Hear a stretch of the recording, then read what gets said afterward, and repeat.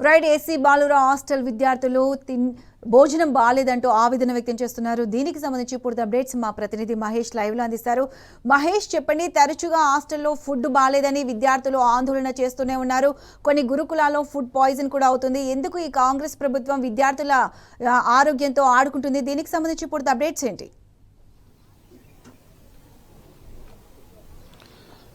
ప్రతిష్ట గత బీఆర్ఎస్ ప్రభుత్వంలో ఒక వెలిగిన గురుకులాలు నేడు అయోమయంలో మారిన పరిస్థితి కనిపిస్తుంది.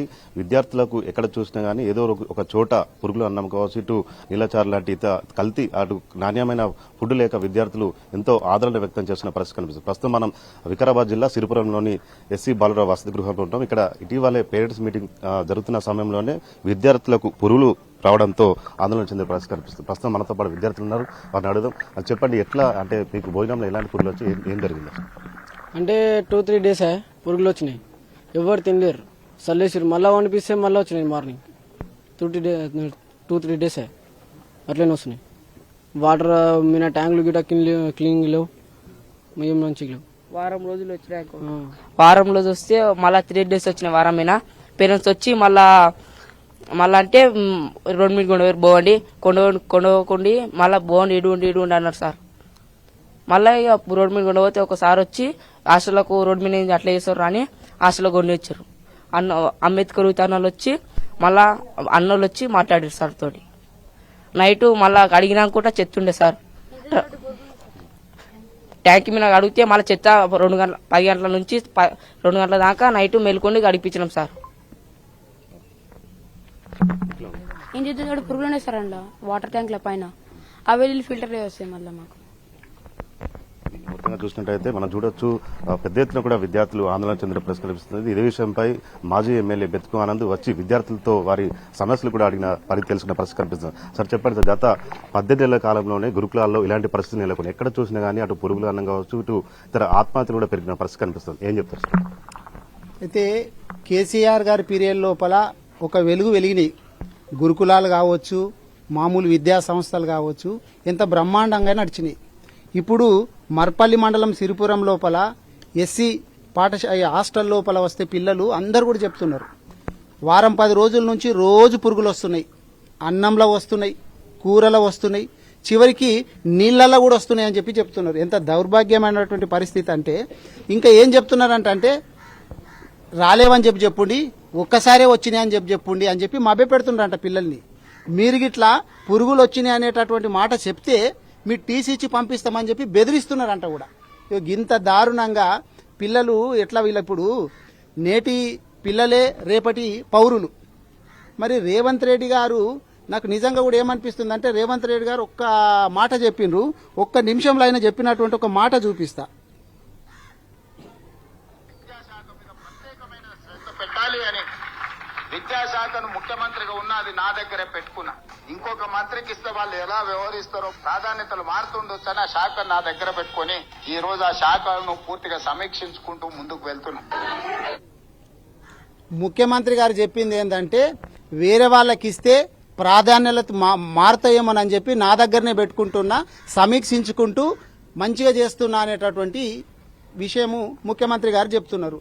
కానీ విద్యాశాఖ లేనటువంటి ఏదన్నా రాష్ట్రం ఉంది అంటే తెలంగాణ రాష్ట్రమే. విద్య కావచ్చు, లేకపోతే పిల్లలు ఆయన అందాల పోటీలు పెడుతున్నాడు. అందాల పోటీలు ఎవరి గురించి పెడుతున్నారు చెప్పు?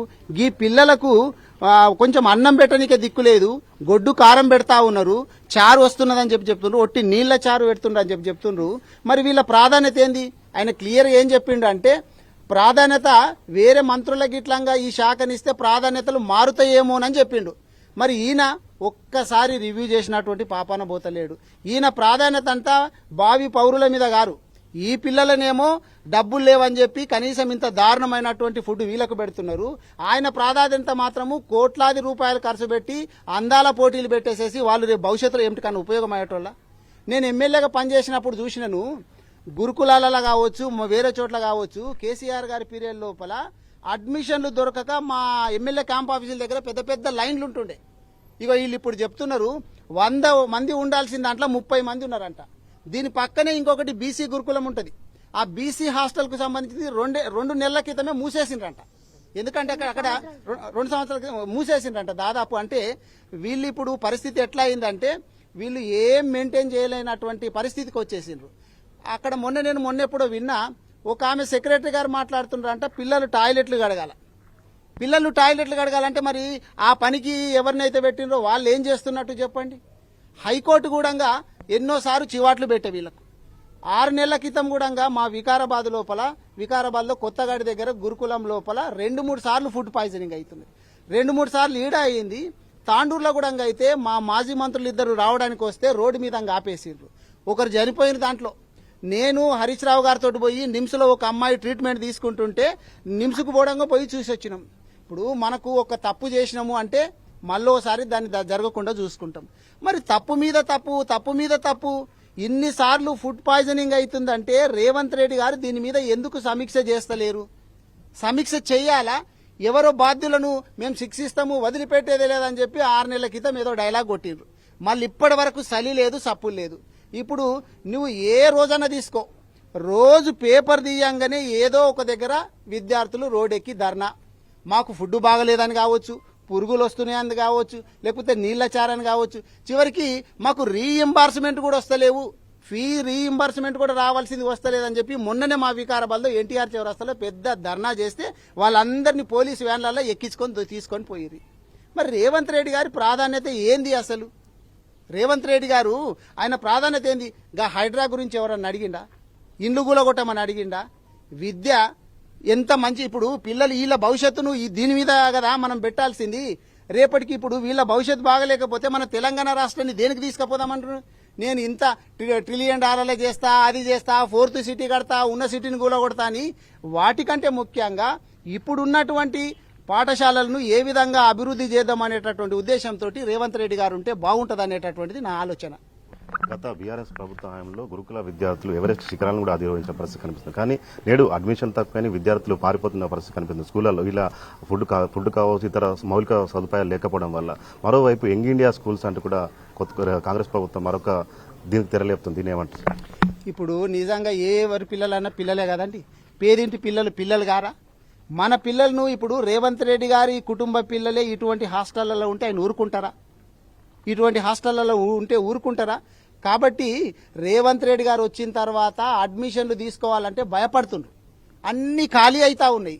ఇప్పటికైనా కానీ రేవంత్ రెడ్డి గారు ప్రతిపక్షాల మీద కేసులు పెట్టుడుతోటో లేకపోతే ఇటువంటి వ్యవహారం బంద్ చేసి విద్య మీద ఏదైతే చాలా ముఖ్యమైనటువంటి శాఖ ఉంది కాబట్టి సమీక్ష చేయాలా.